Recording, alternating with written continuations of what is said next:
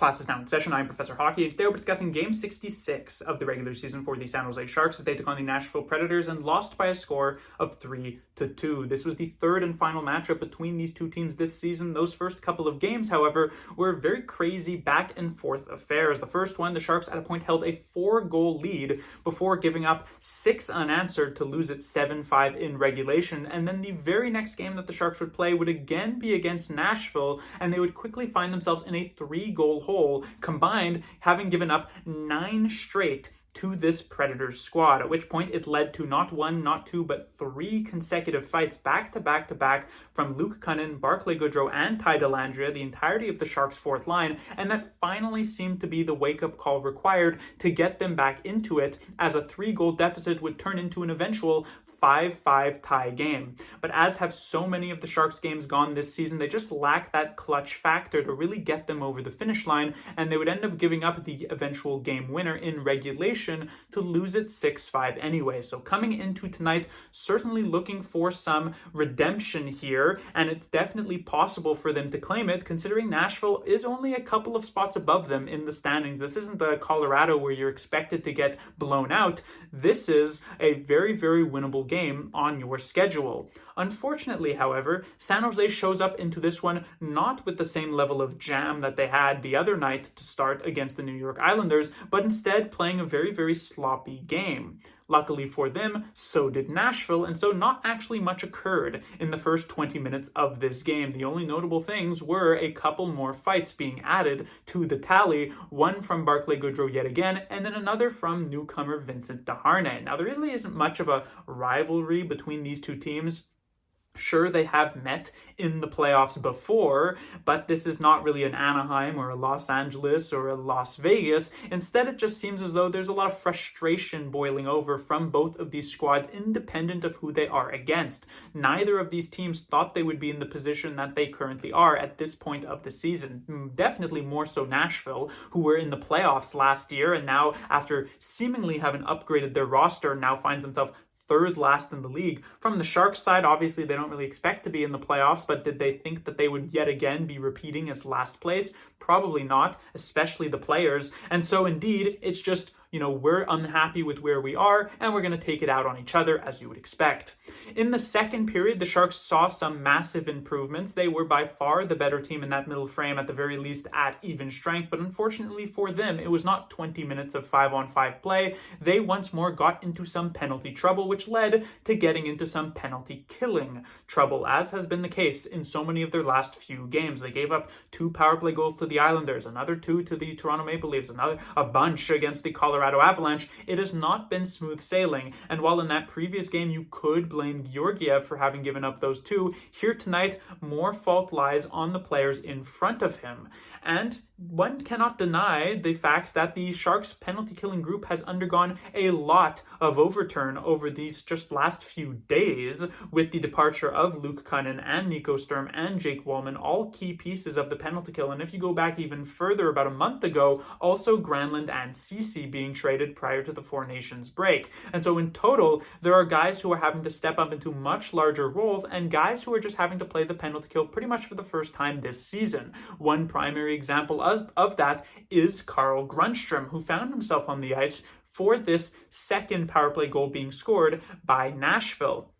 And what happens here is that when your penalty kill is not familiar with each other and they're not in sync, you're already down a man on the ice. You can't afford to be not on the same page. And that's exactly what we get here, as both Grundstrom and Wenberg go out and challenge the same player to block a shot in a scramble in front of the net, which allows that defenseman to feed over to Steven Stamkos, one of the best goal scorers of the league in the last 20 years, and he's given multiple seconds to choose his spot and buries it past Georgiev, unsurprisingly, for that 2-0 lead. So again, it shows that the massive amount of changes that Greer has made over these last few days have obviously affected the Sharks' penalty kill greatly. When it comes now to the third period, with the Sharks trailing by 2, it was a question of whether or not we'd be able to find that same Toronto Maple Leafs level of magic, and indeed, that's what we ended up getting, as the Sharks scored 2 pretty quick ones to begin this third period. The first coming from Patrick Giles, his first goal as a Shark in just his second game, as well as his first career goal in general. And then Colin Graf, who scored his first career goal just a month ago or so, he adds his second, and it is a quick 2-2 tie. And you're thinking, with how well the Sharks had been playing since the beginning of the second period, that they would either be able to carry this one into overtime or maybe even pick up the regulation victory. Unfortunately, as have things continued to go this season, it is a mistake, a miscommunication between Georgiev, the Sharks goaltender, and Mario Ferraro. They do not make this play correctly, and it is Georgiev who gives it away, leads to this Bellows goal. That makes it 3-2, and while the Sharks do still get some chances to end this one off, it is not enough, and they drop this game and the full season series against Nashville. Moving on to the players to talk about, we have the Sharks' top line of Eklund, Wenberg, and Toffoli, which at least was the Sharks' first line to start this game, but it underwent some changes as the game went on, which is not really that much of a surprise. The Sharks currently in their top six, there are 5 locked-in players: Eklund, Wenberg, Toffoli, Smith, and Celebrini. You're not expecting any sort of variation for these 5, but that 6th player is currently Klim Kostin, and the only really thing that is reliable about Klim Kostin is just about how unreliable he is as a player, and so him holding on to this top 6 spot for the rest of the season was going to be a very difficult thing to imagine. It was expected that players like Graf and like Kovalenko, other offensively talented individuals that the Sharks have currently in their bottom 6, would eventually get a chance to play in a top 6 role. And it happened here tonight as Klim Kostin had a really rough start to this game. And so we saw not only Celebrini rejoining Eklund and Toffoli for the That 70s line, but then a second line of Smith, Wenberg, and Graf, with Kostin getting bumped to the third with Kovalenko and Dellandrea. But let us go through the players individually anyhow, starting off with William Eklund. He had shown a good level of effort in the last game against the New York Islanders, but his finesse, his finish to some of these plays was definitely not there, which made him a little bit of a liability from an offensive perspective on the ice. Here tonight, however, he did redeem himself for sure. The first period was a slow go, as it was for pretty much every single one of these Sharks players, but the second period, it reinvigorated him. He had a lot of energy, he played with a lot of pace, and I liked how Eklund managed to finish out this game. It wasn't spectacular, he does not end up showing up on the scoreboard here tonight, but you could say that he is back in a way if he ever did really leave. And so it was good to see him actually find that groove again, and with now being rejoined by Macklin Celebrini, they had a couple of good connections here in this game. I'm excited to see what things come up for him moving forward to the rest of this season. When it comes to the other winger on this line, Tyler Toffoli, obviously I haven't always sang the praises of Toffoli through this season, and there are games in which he kind of fades into the background, doesn't really do a ton, but this was not one of those games. I actually thought Toffoli was one of the Sharks' better forwards here tonight, made some solid plays, had a few really, really great looks, thanks to some smart reads as well, just being able to exit the zone when necessary, being able to just put himself in the smart positions to actually get these chances, and he probably could have had 2 or 3 goals if he was actually able to beat UC Saros, who was fully on top of his game here tonight. So Toffoli, definitely a solid outing. And then when it comes to Alex Wenberg, I will say he was not quite at the level of either Eklund or Toffoli, so I certainly understood why Warsofsky ended up making this change and putting Celebrini back on that top line, but I didn't think Wenberg was all too bad either. I thought he had a few decent plays, as you would expect from Alex Wenberg. There's like 2 or 3 moments per game in which he does wow you with his stick handling capabilities. That was the case yet again here tonight. And so again, not a ton doing offensively, though his forecheck on the Colin Graf goal was good, but all in all a relatively average game for him. When it comes to the Sharks' second line, normally I would start off with Macklin Celebrini, but I'm actually going to first go with Klim Kostin. As I mentioned earlier on, not a great outing for Kostin. The good news here is that he wasn't at his really big liability self where he's just giving pucks away completely, but he obviously just didn't actually do much in this role. His first period was really, really rough. He didn't seem fully engaged. I mentioned how he had 5 hits the other night against the New York Islanders. Here tonight, only with a couple, and it felt as though maybe one of those at the very least was picked up in the third period after the lineup swap. He just still wasn't really bringing that level of physicality. That is a huge part of why he actually seemed to be a good fit on this Celebrini-Smith line, and so no surprise when Warsofsky did swap him off. The good news for Kostin is that he actually looked a good bit better once he was placed with Kovalenko Kovalenko and Dellandrea in that third period, when he can play more of a simple game. He doesn't have to match the level of a high-flying Celebrini and a very smart and strong playmaker like Will Smith. He can play with a Ty Dellandrea, who is just kind of a me-go-to-net type of player. Klim Kostin can follow suit rather easily. When it comes to Will Smith on this line as well, I've been a big fan of Will Smith as of late. In pretty much every single one of these past 17 games that he has played, besides the game against Colorado, he's actually been very, very good. Unfortunately for him, that streak, I guess in a way, comes to an end here tonight. Smith just seemed very off throughout much of this game, many of his passes just being completely off the mark. We saw early on in this first period, he gives the puck away directly to a Predators player in front of the net, leading to a golden opportunity for them, and that was a bad omen of what was to come for the rest of the game, as Smith just seemed off throughout the entirety of the night. Even in this just 6-on-5 situation, it just felt as though he was not at his best. The good news, however, is that we didn't still get the same level of a bad Will Smith game as we were getting back at the beginning of the season. Will Smith these days, even through bad games, can still create chances. That is exactly what happened on this Colin Graf goal. He comes in, thanks to a good forecheck from Wenberg. It forces a pass from a Predators player who he is able to pick off, draw in a little bit of pressure before feeding it to Colin Graf for the tap in goal. So Smith, even in a bad game, can manage to find himself on the scoreboard, which is very nice to see and the mark of a good player. So tonight, certainly not his best. I'm sure he would tell you that, but it is still good to see that he is able to contribute still.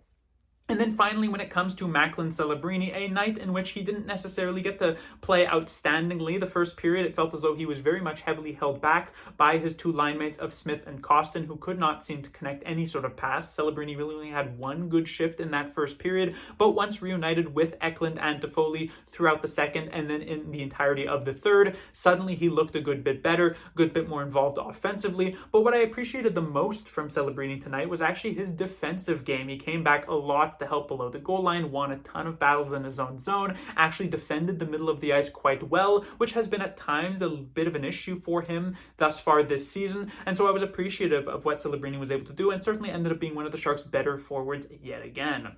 When it comes to the Sharks' third line, we have Kovalenko with Dellandrea and Graf. As I mentioned, there was a swap with Graf and Kostin in the latter part of this game, but this is how it started out. For Kovalenko, you can see that the effort is there yet again. He's trying, he's getting some chances, he's creating some looks, and I still like what we're getting out of Kovalenko. It just feels as though there's really not much finish to his game at this point, and it just comes to like that final moment where he ends up making the incorrect choice, or he gets hit off the puck, or maybe ends up just giving it away entirely. And so it feels like he's close to being an effective contributing player for the San Jose Sharks. We're just not yet there. Hopefully, maybe this is just like further recovery from the injury, and we'll eventually get to that point. As I said, once placed with Klim Kostin, it looked a decent bit more promising, so we'll see.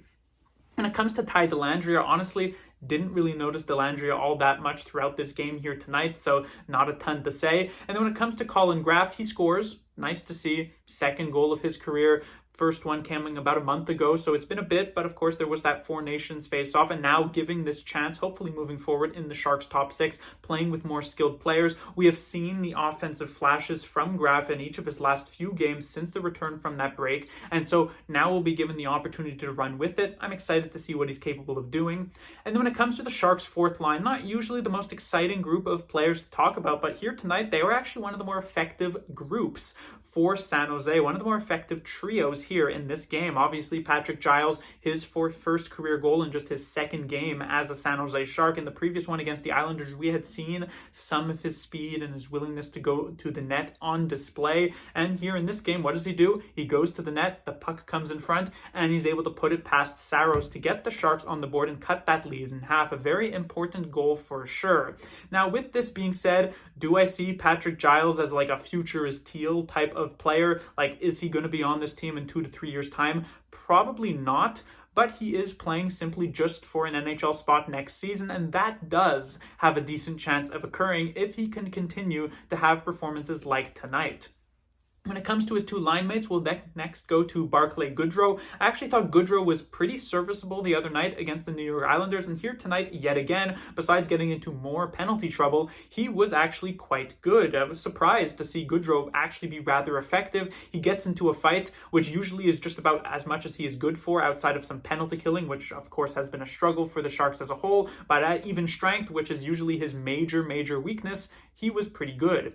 And then when it comes to Carl Grundstrom is in an interesting spot because he has at times been one of the more offensively gifted fourth liners that the Sharks have had this season. I'd say he has outperformed at his best players like Dellandrea or like Barclay Goodrow, perhaps even like Luke Kunin and Nico Sturm. There was a couple week stretch back in like November where Grundstrom was really effective in that bottom six. It's just we very rarely actually see that from Grundstrom. Here tonight, though, was one of those games. It felt as though he was all over it and he was a driving force on this Sharks fourth line. And this is interesting moving forward because the Sharks have been kind of toying with getting Noah Gregor, the player they picked up in the Zetterlund trade, back into the lineup here, and the only thing that was holding him out was immigration issues. And so it seemed that Gregor was penciled in to play instead of Grundstrom on this fourth line if he was actually able to go. I imagine by the time the next game rolls around, he will be eligible to play, but it feels kind of odd for Warsofsky to separate this fourth line at this point. So will Gregor draw in? Will he end up being the 13th forward? Will maybe someone like Kostin step out? Who's to say now? But it's difficult to see them separating this GGG line.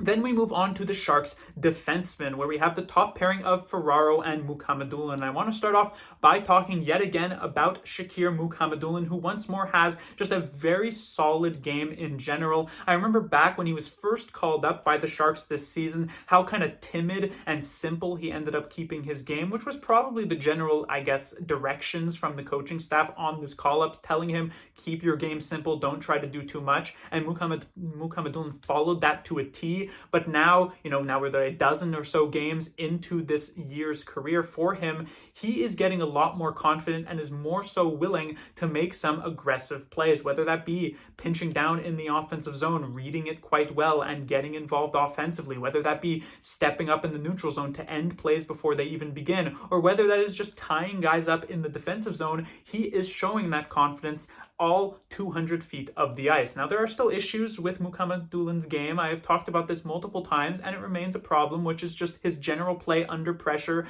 There are times where he tries to make a move there behind his own net, and it doesn't quite work out.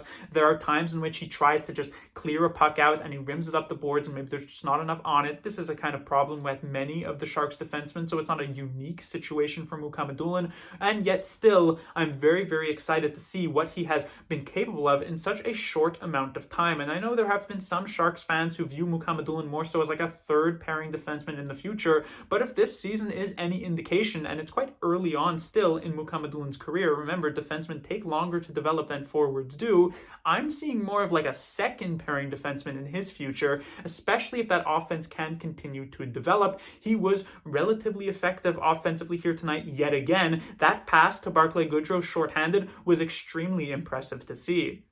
When it comes to his defensive partner, Mario Ferraro, honestly, when these two players are on the ice, I'm mostly watching what Mukhamadullin is doing. And so unless Ferraro does something exceptionally impressive or really bad, I'm not keeping that close of an eye on him. But I thought generally, considering there weren't that many of these bad moments, that Ferraro was actually rather solid. And then when it comes to the Sharks' second defensive pairing, we have Vlasic and Liljegren. I'll start off with Vlasic. Usually you expect a very steady game from Vlasic. Now, this doesn't necessarily mean it's a good steady. Sometimes it's a bad steady, but it's still, you're not expecting too many variations. Here tonight, however, I thought actually Vlasic, there was very up and down moments. A couple of times in which Vlasic was stepping up and keeping pucks in at the blue line, surprisingly so. You usually expect him to hang back a bit. And then there were other moments where he is kind of, he takes a shot and he gets caught puck watching, which allows for a 2-on-1 the other way, or he just loses body position on a Predators player and allows them to get a great chance on net early on in the first period here. So not a fantastic game from Vlasic, but there were some good moments. And then when it comes to Timothy Liljegren, I was again still relatively impressed. He wasn't great against the Islanders the other night, but he was okay. And here tonight, I thought he was yet again pretty good. I won't say I feel bad for Liljegren having to play with Marc-Edouard Vlasic, but it's obviously quite the departure from when he was having his real big success, like against Buffalo and against Toronto, playing with Jake Wallman. It's certainly a massive adjustment going from a great puck mover in Wallman and to a not great puck mover in Mark-Edouard Vlasic, but I think Liljegren has been making the best of a bad situation, so to speak. And then when it comes to the Sharks' third defensive pairing, we'll start off next with Vincent Desharnais. I talked about the very obvious flaws in Desharnais' game in the previous one. His lack of sort of foot speed, not really moving fast on the ice, as well as the inability somewhat to actually move the puck particularly well. And yet, he's kind of grown on me a little bit here in just his second game in Teal. I view him as a bit of a Jan Rutta replacement, and Jan Rutta was so often quite bad for the San Jose Sharks. So Desharnais here in his first couple of games actually being rather serviceable is nice to see. Now, it should be noted, very, very importantly, that the 2 games that Desharnais has played for the Sharks are against the Islanders, who are not very good, and the Nashville Predators, who are also not very good. And the next game that the Sharks are having against Chicago, also a very bad team. And so Desharnais hasn't truly been tested all that much. We'll see that first test on Saturday when the Sharks play up against Ovechkin and the Washington Capitals. That will definitely be a good moment to really judge where Desharnais is truly going to land. But right now, I can say I'm a little bit of a fan of him. Tentatively so. And then when it comes to his defensive partner, Jimmy Schuldt, I had tweeted out that I would have rather see Luca Cagnoni in this role. He could have played a power play position. He could have helped be sheltered by the much larger 6'7" Vincent Desharnais, but not the case here. Schuldt, who I did mention after that really tough debut against Colorado, would probably be given another chance to have an actual NHL debut, or I should say NHL debut of the last 5 years, because he played all of that one game with the Vegas Golden Knights many years ago. This was that chance. He gets a second kind of a do-over here against a much easier opponent, and it goes a decent bit better. I was surprised that I thought Schuldt would kind of play a very, very simple game, not try to make any sort of mistakes, but he actually played rather aggressively, and it did get burned a couple times, but mostly found some okay success. Couple bad giveaways here or there, but all in all, I don't think Schuldt was too bad for San Jose. Is he someone who I would really love to see kept up? Probably not. If the Sharks were going to make a swap going into the next game against Chicago, I'd love to see Cagnoni up still. But am I going to hate if Schuldt is kept up here and still kept as that 6th defenseman? I guess not. And then finally, we come to the Sharks goaltender, Georgiev. Tonight, against this Philip Forsberg shot, I will say that he didn't really have much of a chance on. This is Forsberg, the best goal scorer on the Predators, one of the better goal scorers, maybe underrated one in the entire league. This was a fantastic shot. The Stamkos one, obviously, it's kind of like a face-off goalie versus player. Who's going to win? Stamkos gets the advantage. Still won't blame Georgiev too much on that. The real standout is, of course, this Bellows goal, the eventual game winner, the miscommunication. Maybe you could say that Ferraro kind of misled him. We won't actually be able to know unless someone were to actually come out and say the reason for it. But obviously, Georgiev comes out looking much worse in this particular situation and easily more looking like the player to blame here. And considering this ends up being that game winner, it's hard to really view this game as one in which he doesn't let in 4 goals as a good outing for him. Tank Commander Georgiev at your service. But that would do it for this review. The Sharks will be back in action on Thursday. They'll be taking on the Chicago Blackhawks, the only other team in the NHL who is actually worse than the Nashville Predators besides the Sharks themselves. And this is going to be a very important 4-point swing. Of course, down the stretch here, you'd love to see some San Jose Sharks victories to get some good feelings back into the dressing room. This game against Chicago is really not one of those games. If the Sharks do end up losing it, they will find themselves 8 points behind Chicago and pretty securely in last place for the season. Obviously, anything can happen over the final 15 games, but still hard to imagine that San Jose would be able to win 4 more games than Chicago down that stretch. So if they lose that one in regulation, they have a very, very good shot of finishing in last, which at this point, 16 games remaining, is ultimately the goal. Class dismissed.